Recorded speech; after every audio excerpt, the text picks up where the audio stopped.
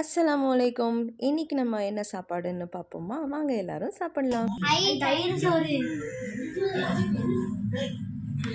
பிரியாணிக்கு கூட எங்கள் வீட்டில் இவ்வளோ ஹைப்பு கிடையாதுங்க. தயிர் சாதம்னா போதும், அவ்வளோ பிடிக்கும்.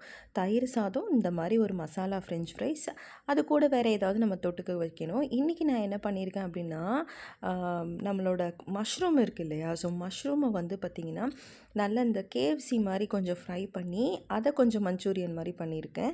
ஸோ வந்து பார்த்திங்கன்னா கர்ட் ரைஸ் வந்து இங்கே க்ரீமாக இருக்குங்க. தயிரா இல்லை க்ரீமான்ற மாதிரி இருக்குது. கொஞ்சம் கூட தண்ணியே இல்லைங்க. யோகர்ட்டை விட க்ரீமியாக இருக்குது. யோகர்ட் கூட கொஞ்சம் அந்த லிக்விட் கன்சிஸ்டன்சியில் இருக்கும் போல்.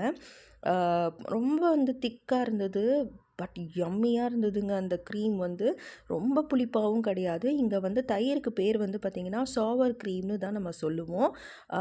கர்டுன்ட்டு எந்த ஒரு கடையிலையுமே கர்டுன்னு இருக்காது.